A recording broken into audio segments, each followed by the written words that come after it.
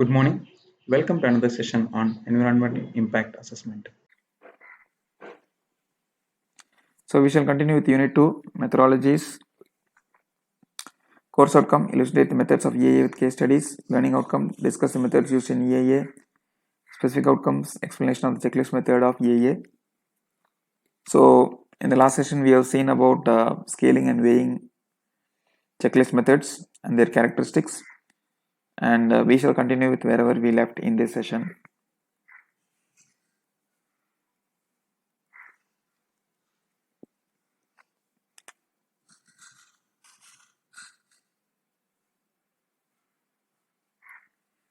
So I stopped here, right?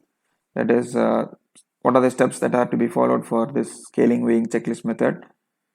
So scaling and weighing checklist methods can be two different checklist methods, but if if you want, you can combine both of them also into a single method. So what we told in the last session is to list out the environmental factors, uh, find out the measurement, that is unit measurement for each factor, the minimum quantity or minimum unit to be fixed for the various sets of environmental factors. Then it is better to assign some some interval scale so that it is easy to compare them, right? So that it is easy to compare them.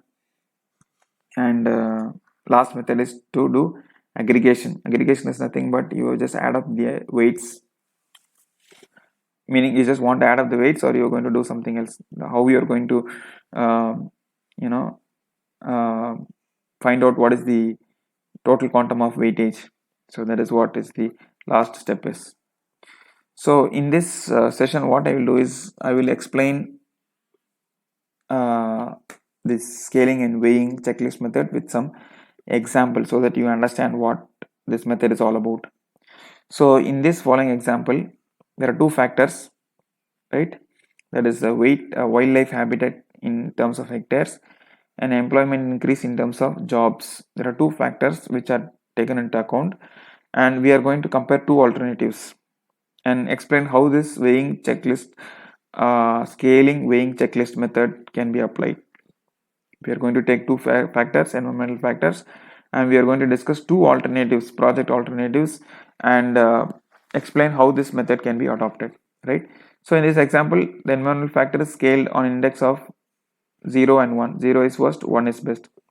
Scaling was done by dividing the factor data by maximum values for both alternatives. So assuming the you want to scale down a mark list, right? The maximum mark is 100. So what we do is we divide each of the marks by the maximum mark. So assume somebody has got 88. 88 by 100 will become 0.88. Somebody has got 50. 50 by 100 will become 0.5, and so on and so forth. So you can scale down the data. So initially it was between 0 and 100. Now it is between 0 and 1. So that is the meaning of scaling the data set. Two aggregation methods were followed. One is assuming all factors are equally weighed, simply add. Simply addition indicates alternate 2 is preferred. Meaning if you simply add the weights, you will see that alternative 2 is better than alternative 1. If you are bringing into account the scaling principle also, in weighing scale, weights of 0.8 for employment and 0.2 for wildlife makes first alternative preferable. Right? You may not understand what I'm saying now. So when you go to the table, you will understand this thing much better. So this is the example, right? You have got two environmental factors. One is wildlife. Second one is employment index. Sorry, employment increase. So wildlife is in terms of hectares. Employment is in terms of jobs. So alternative 1 says that 5,000 hectares of wildlife will be affected. Alternative 2 says 10,000 hectares of wildlife will be affected. In terms of jobs, first one has more jobs, second one has less jobs. Assuming that they are going to build some industry in a particular location, they are going to remove some of the wildlife habitat area, and they are going to give some employment opportunity for people. So first case, the land that is getting affected is less and jobs are also more. Second alternative, land getting affected is more, jobs are also less, right? So we may say that alternative 1 is better than alternative 2. That is from our simple analysis. But what does this method say? So what they're doing is they're giving some index, wildlife habitat index. They are giving some index, that is weight. They can give weight up to 1, right? But what they're doing is, for alternative 1 they are taking only 0.5, for alternative 2 they are taking 1. Reason is, wildlife habitat that is getting affected here is only 5,000, so they're giving only 0.5. Second scenario, it is 10,000, so they're taking full weightage for that. Employment increase index, again weightage you can give up to 1. So first scenario they're giving weightage as 1, second scenario they're giving weightage only as 0.6. Why? Because in the first case the jobs that are being created is more, 5,000 jobs you can get by this industry, so they're giving weightage of 1. In the second case it is only 3,000 jobs that are going to be 3,000 people are going to get jobs, so they are giving only 60% weightage. Now weightage, now the factors have been fixed, the unit measurement was fixed, and they also fixed the weights. Now what they are doing is they are going to do the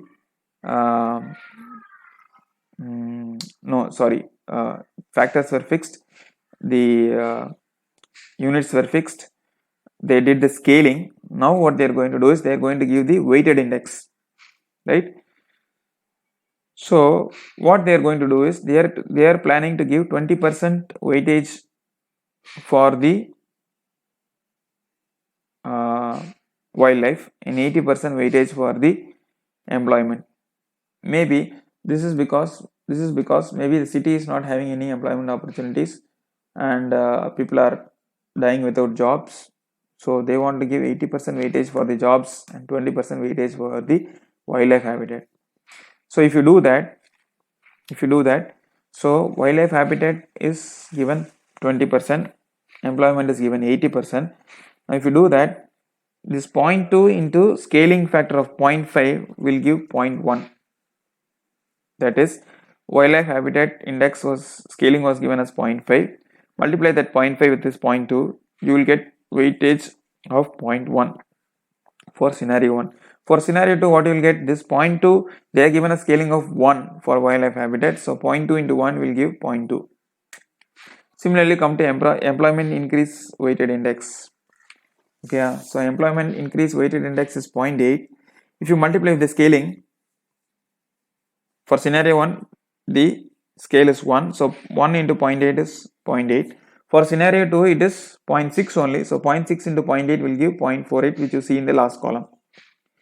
Now what we do, we add up all the weights, right, and then we add up all the scaled weights.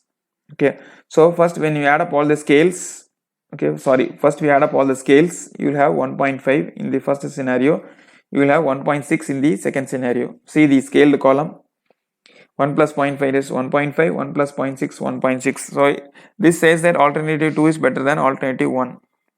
But when you take scaled weight, that is, if you take 0.1 and 0.8, you add up both, you get 0.9. In the second case, it is 0.2 plus 0.48, it is 0.68. Though this says that scenario 1 is better than scenario 2. So depending on whether you want to take only the scaling or you want to take the weighted scaling, you can propose which project is the best option, right? So for preparing checklists, information expertise at different levels are required. While simple checklists require information on impacts of general environmental factors, the scaling weighing checklist requires more detailed knowledge. Why? Because the first two methods will only tell what are the impacts. They are not going to tell anything about the weightage or scaling factors. How much weightage will have, each impact will have, is not discussed in the first two methods, right? For example, you have three different impacts, A, B, and C. The A may have major impact, B may have 50% impact, C may have only 30% impact. So depending on the magnitude of the impact, you can decide which alternative can be adopted, right? Or which impact is having major effect on the environment. When you don't give any weightage, you don't know which one is going to have maximum impact, which one is severe, which one is not severe. These things cannot be evaluated without giving weightage. That's the reason they go for giving weightage, right? So we'll stop this session here. We'll continue the remaining portion in the next session. Thank you. Thus, we come to the end of this session. Thank you for your participation. Looking forward to meeting you in the next session.